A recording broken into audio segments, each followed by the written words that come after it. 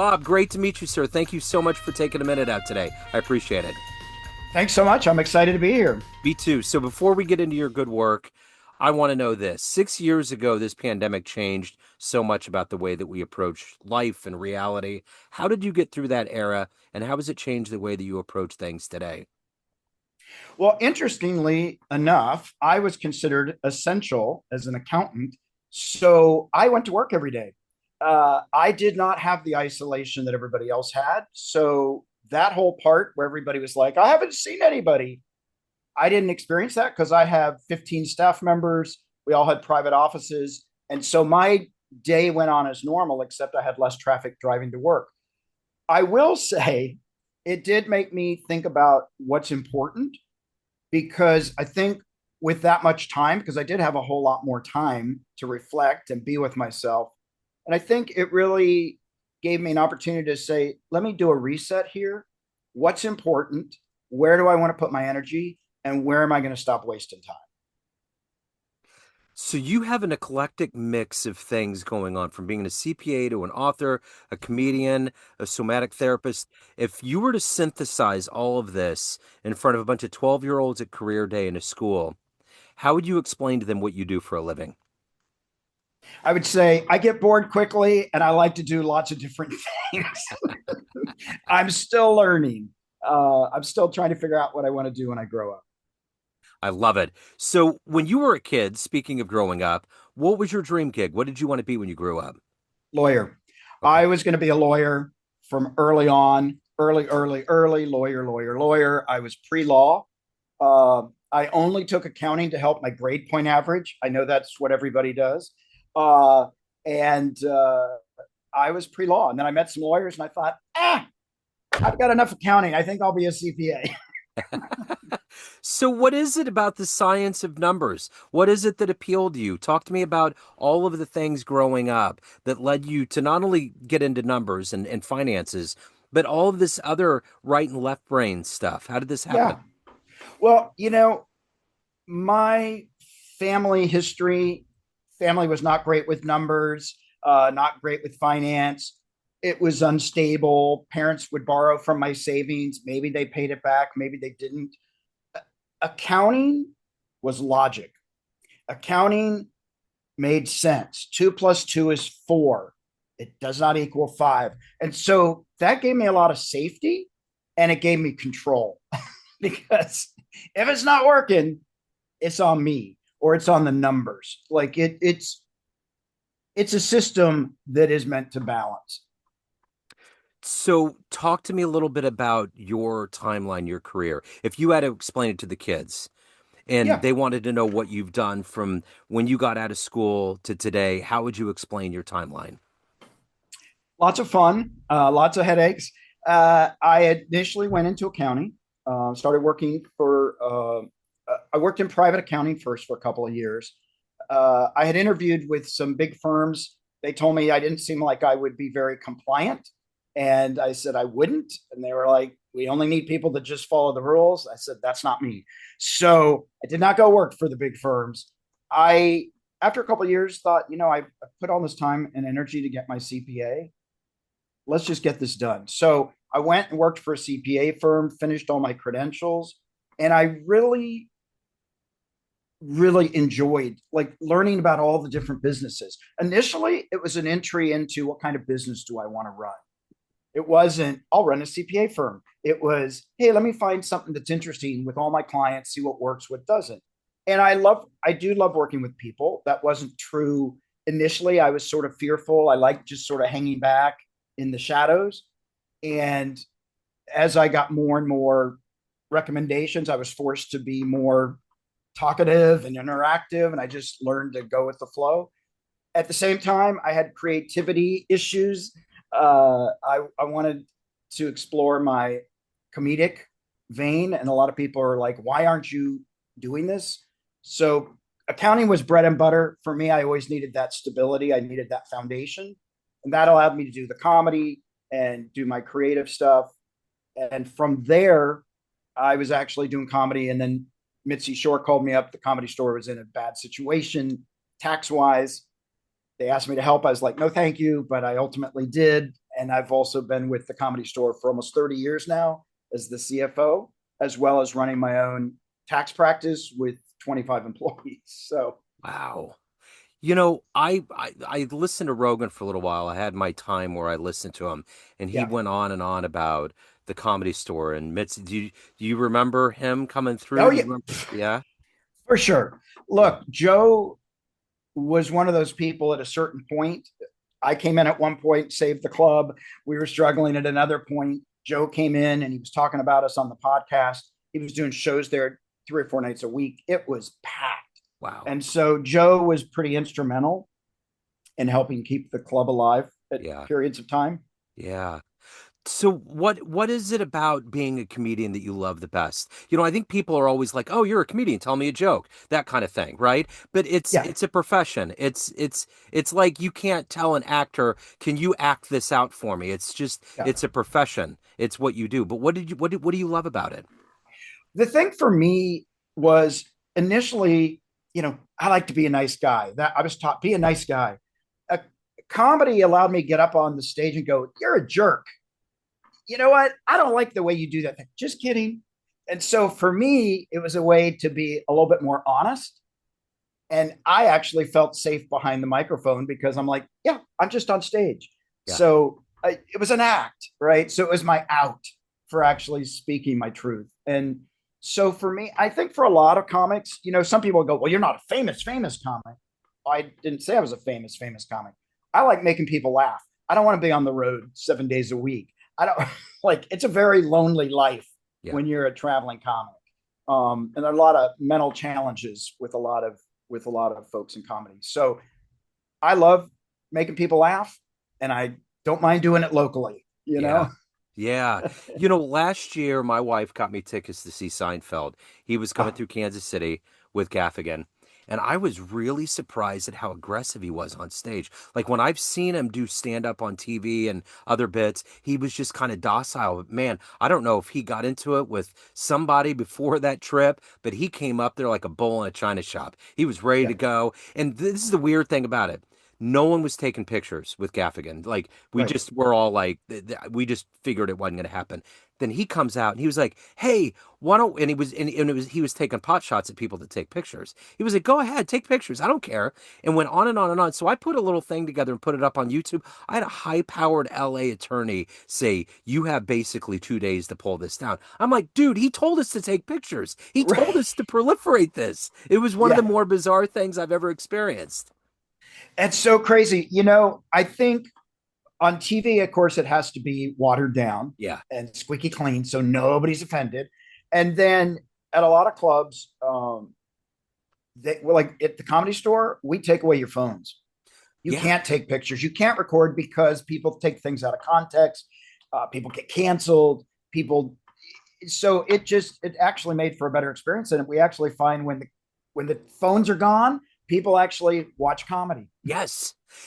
Wanda Sykes came through town. We got tickets. Somehow we inherited them. And it was the first time that they had the bags and we put it in there.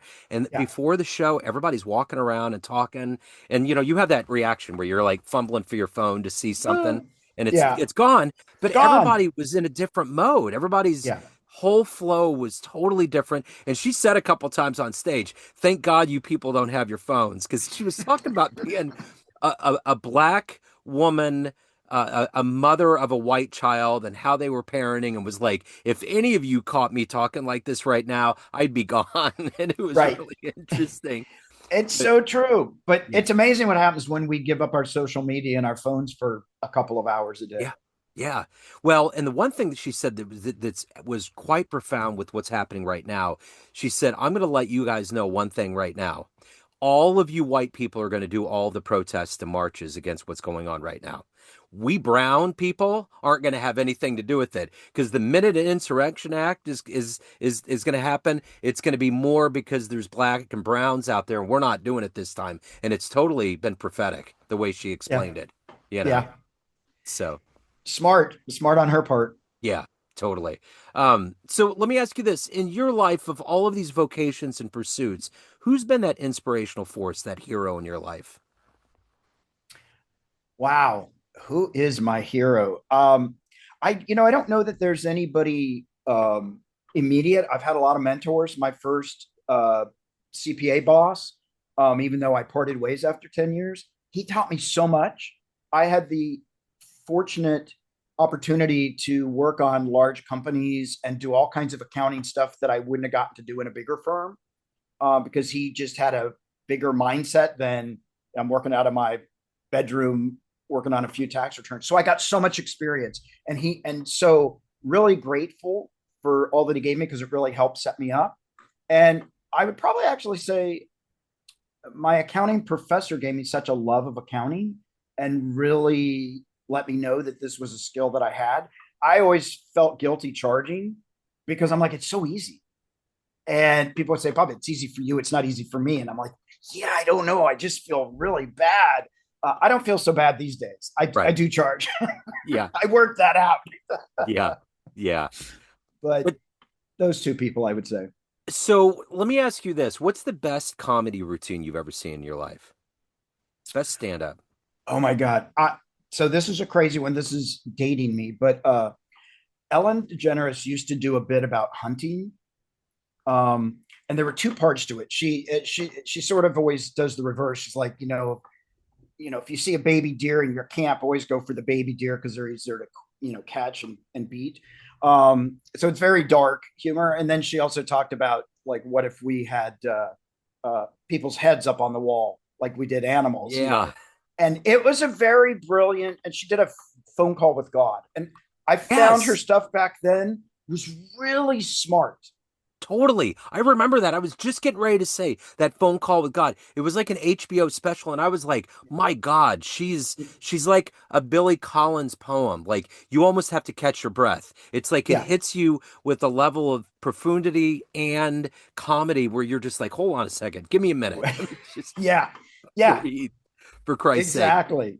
So, Exactly. so let me ask you this. If you could go back in time and see any routine, we got all of these legends like Lenny Bruce and all these people. What show would you go back and see? God, I think I would go back and see as many of Richard Pryor's shows as I could. Yeah.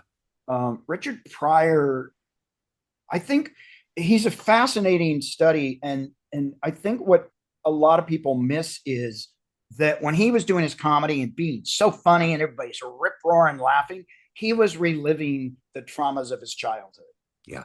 on a certain level, right? And so he was having to experience pain to give us laughter. And I don't think everybody always clocked how much pain he was actually in. And I can't speak to how much pain, but I've watched so many documentaries on him. I know people that knew him. I got to meet him a couple of times in later years through Mitzi. But I think he was a true artist, and he was the vulnerability, um, and the sharpness of his humor. Yeah. God, he was so. I really love watching, hearing anything about Richard Pryor. So the one part of your life being a CPA is that you try to help people figure out their money, change their Yeah, kind of familial legacy. How yeah. did you get to that point where I mean, you had talked about growing up with a family that wasn't good with money, but what Right. ultimately became that push for you to help people get to that point? Well, it's interesting, and I talk about this a little, not a lot, but it's sort of like the shoemaker's kids don't have shoes, right? I Yeah. had the accounting skills. I could go out and tell you what to do. I could tell you, make this investment, don't spend this. Here's a great tax strategy. I wasn't doing the same for myself.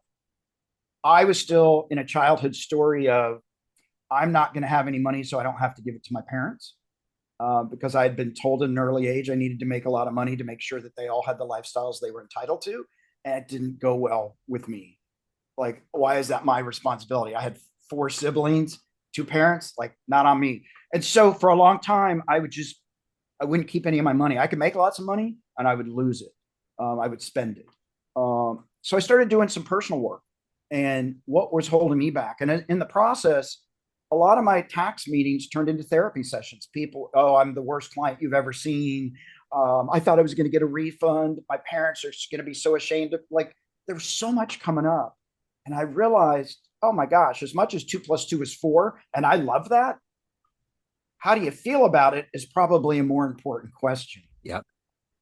It's interesting because I've heard so many people in interviews that I've had about just your relationship with money. What does Yeah. money actually do, and the stigmata that goes into it? Because it just seems implicit. Yeah. From the word go, we are driven by certain things that are going to keep us alive. You got to Yeah. eat, you got to drink, you got to sleep, you got to, you got to procreate, you got to make money, but we don't ever like dig into the psychological underpinnings of something that's a part of every single moment of our existence, which is money, whether you're paying bills or whatever. And it's once you get to that place, it seems simple. There's a true depth to it where you can heal yourself. Yeah. Well, absolutely. And my whole point is let's normalize conversations about money Yeah. because people would rather talk about sex and politics, which they don't want to talk about, than talk about, hey, I filed bankruptcy. Hey, I made some really bad investments. Hey, my net worth is much less than it was before. I'm making lots of mistakes. We don't share that. We keep it very close. And then we're the only ones that don't know how to do it. Everybody else is smarter than me. And it's very isolating, very lonely, and there's a lot of shame that a lot of people carry. Well, and I think a lot of that, I think about high school. I remember when I got into college, and the first couple of weeks that I was in college, I was reading thousands of pages, and syllabuses were like, I'm like, no one prepared me for this. No No. one prepared for me this. And then I think about all of the things that are really important in our lives, having a good relationship. You know, taking care of your money, looking at all of those things. And we aren't really taught those things. I mean, maybe if you're in an upper level, but you're not going to get it in a real tangible way because a lot of those things are tangible that can just be explained from people that have been around the block and have wisdom. Yeah. Yeah. Well, it's interesting. We send everybody off to college or off to do other things, right? We leave the house at 18, no skills. And then we're just supposed to figure it out and through osmosis. Yes. And they didn't teach it in any of the college classes that I took, right? Uh-uh. And they just don't teach financial literacy. I know a lot of states are working to put it into place in junior high and high school. We have to have these conversations because so many kids today, young adults, hey, if there's money in my bank account, I can spend it. If it doesn't decline, keep going. And everything, oh yeah, just it's $5 a month, $5 a month, and then all of a sudden you're paying a couple $1,000s of $5 a month. Yeah. Yeah. So I keep thinking about you doing the taxes or doing the financials for the comedy store. That had Yeah. to be a hell of an undertaking. Well, it was a little crazy. When I was first working there, I was happy if we broke even. We weren't showing a loss. We were breaking even. Things had been tough for a few years. When I got in there, Mitzi had been sick. The staff had sort of gotten a little crazy and they weren't paying taxes on the payroll. Um, and so there was a lot to go in and start to clean up. The funny thing is when you're working with an artistic group of folks, and Mitzi was artistic, uh, people don't like corporate. People don't care that 2 plus 2 is 4. Uh-huh. They're like, and so having to fight a culture that really didn't even want to hear anything about it. Mitzi, we have, yeah, I don't care. We made yeah, it doesn't matter. Did we pay the artist? You know, Yeah. different priorities. So it was definitely a challenge. It is not like any other client or place that I've worked for sure. Yeah. It's a love-hate relationship because every once in a while I'm like, what am I doing? And Right. then and then I love it. I love it Well, and I ultimately. hear how much people loved her and what she did and She was how she amazing. was really a torchbearer for the comedic arts and really took care of the people that performed there, and looked out She for them. did. Yeah. She did. She Yeah. really did. So let me ask you this. What is it that gets you up every day? When that alarm clock goes off, what motivates you to do all of this work at a high level, but also to take care of your own soul? I think the more I do work on myself, which has been a life journey, student for life, I, I get up because I want to make a difference. For whatever reason, and all the insanity in my childhood and all these other things, service and paying it forward were just things that were always important. And so, how do I make my mark in the world? Not how do I become the richest person? How do I become the most famous person? how do I have impact? And I think what I've come to believe is that we all want to have impact. We all want to know that we matter, and we all want to be in connection. And I think lots of conditioning keeps us from doing that. But at the end of the day, I wake up wanting to figure out, how can I have impact? How can I be in connection with people? How can I make a difference? So, if you had a dream tonight and you ran into the 18-year-old version of you and you walked into a room and there was a movie projector and you went up and you hit play on it, there was a 60-second highlight reel of the life that you've lived so far, would that young version of you believe that you've lived and created this life that you've had? No, no, I actually didn't think I would make it to 21, honestly. Wow. I couldn't see beyond that. And so all of this did not seem possible. I think what I would tell my 18-year-old self is, hang in there. Uh, it's going to be a bumpy ride, but it gets amazing. And yeah, I just didn't see all those possibilities. I think I was fortunate that I had a lot of angels and mentors and people just watching out for me that saw something in me that I didn't. And I think all of those people really helped hold me up and kept pushing me towards my future self. And speaking of doing good for other people, what is one of the nicest things that somebody did to you that may have been someone that wasn't necessarily deeply embedded in your life, maybe on the periphery, but someone that just did something that kind of changed their trajectory or made you feel like you wanted to give back like you do now? Well, I would say, on my travels, I've traveled quite a bit, and I've met just some ordinary people along the way that just either expressed gratitude, or I gave them a pair of shoes, and like just the gratitude, the hugs, the kindness that they gave back to me was just amazing. And I think what I learned, and I had this trip in Africa, and I just couldn't get over how happy everybody was. And I kept going, what's wrong with everybody? Don't you see? You don't have material things. And it really jarred me that they just wouldn't stop being happy. Like, what is wrong with you people? And when I got home, it really helped me shift my priorities to come from a place of gratitude, because I Yeah. had not really been cultivating that. I had appreciation. I don't think I really actually practiced gratitude until that trip. I watched a special Rainn Wilson did on Hulu, and he's always just been a little bit sad, a little depressed. He's married, he's got kids, he was Dwight, he's had this great career, 6 Feet Under, all these shows. He's a stellar actor and a great cat. Like, I follow him on social media and he's just always shooting it straight. But he's just been a little sad. And he did this thing where he went to all these places around the planet to see what the happiness barometer was with everybody. Yeah, And the first place he went to was Iceland, and that's some of the happiest people on the planet. And you yeah, wouldn't think so with such extreme conditions, but they got there and they were showing how these people would be in these hot springs and it was cold outside, but they had all this unbelievable nature to look at and just yeah, all of these things. I think Bulgaria was a rough place that he went yeah, to. And but he went through like the history of like the Polish people. He went to Poland and how they've always had to overcome, but they've done this and they've gotten to this refined point of joy. The Haitians have the lowest suicide rate in the world. My point is that it's interesting when you go around the globe where we have these American perceptions that they have to have these things, but yeah, there's something so much more edifying for the soul than having access to crap that we're eventually going to put in a thrift store. yeah. Well, it's so interesting because we think, oh, if I have more things, if I have 82 more shirts and 32 more pairs of shoes and a nicer car, I'm going to feel fulfilled.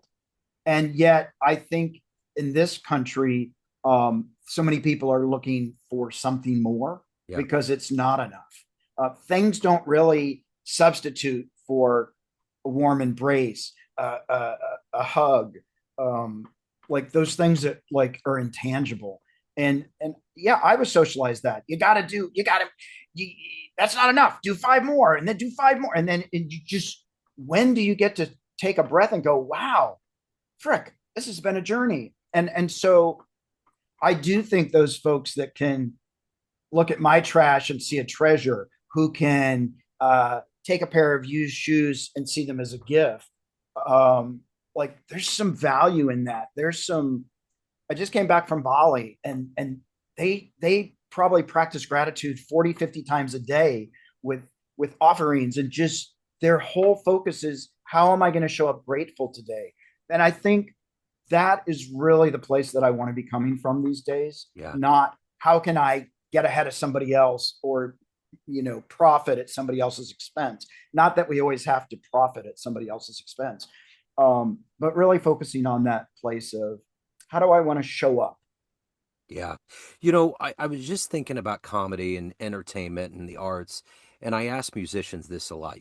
Since January, this country's just got thrown into this chaotic mix of things that are very clowny.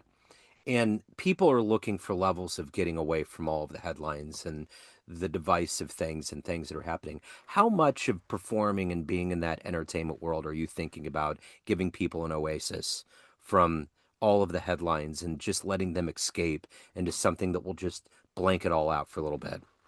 Yeah, I think 100%. I mean, I think that's the whole point of, well, maybe not the whole point of comedy, but a big part of comedy is, hey, let's take a break. Let's laugh at all this. It doesn't mean we're not going to acknowledge it. A lot of comedy is based on what's going on now, too, so that maybe we can find some humor in all of the craziness. So I do think that ultimately comics are some of the final truth tellers.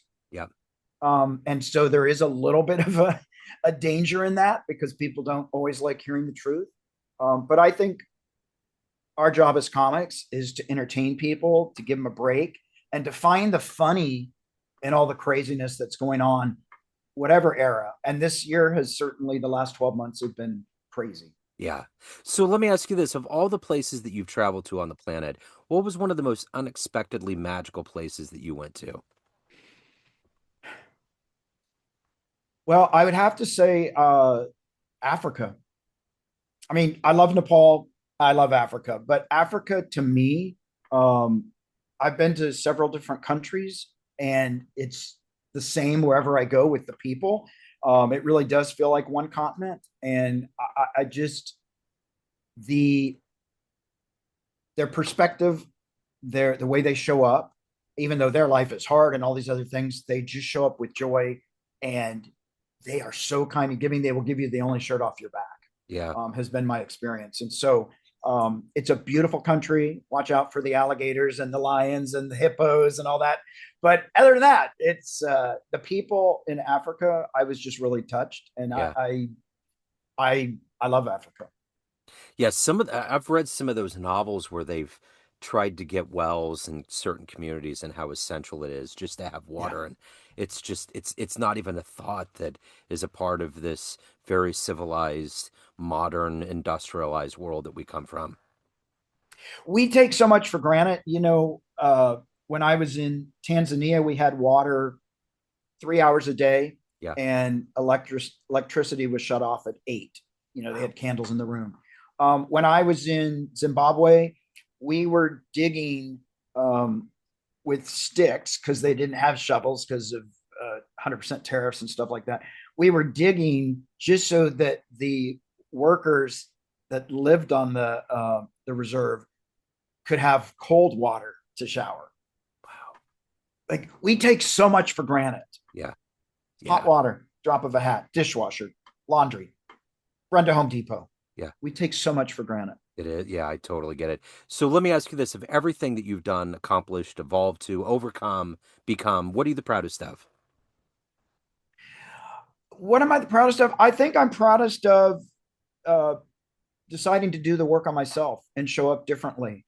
Um, I struggled, and I think as I've done a lot of this work, and I work with comics. I'm a comic. I think mental health is a really big and real thing in this world. And I struggled with deciding whether I wanted to be here or not for a period, off and on in my life. And I chose to stay. And for me, um, finally realizing that I've got the tools and I can get the tools to show up, fight back, give my voice, not always be received, and still keep showing up. And so I'm really proud of that because that was a choice. So everyone has a perception of you, family, friends, clients, everyone that you provide your skits to on stage, everyone that knows you. But you run the show. What's your perception of you? Who do you think you are? I probably don't see myself as far along as everybody else does. People are like, oh my God. I'm like, I'm just doing my job. Um, but I do know this. I do lead with my heart.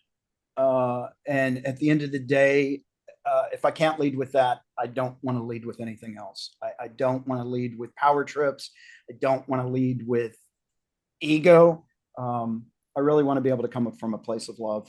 And that may sound cheesy, but like that's that's me. I dig it. So if you could get into a time machine and go back in time and just see one event in human history with your own eyes, just watch it happen. What would you love to have seen happen? Wow. I could go back in time. I what would I have liked it? I think I would have loved to. This isn't. I would have loved to have been for the first Olympics. I would have loved to see, um, like the evolving civilization. Not even the modern Olympics, the old Olympics. Like just as we started coming out of our caves. Yeah, totally. Like I just when did that shift of hey, put some clothes on. Yeah, right. I know. Or any of that stuff. Like it would have really been fascinating, I think, to watch that shift as we started stepping into a higher species, so to speak. I will probably never ever get that answer again. I love it. Probably won't. Totally awesome.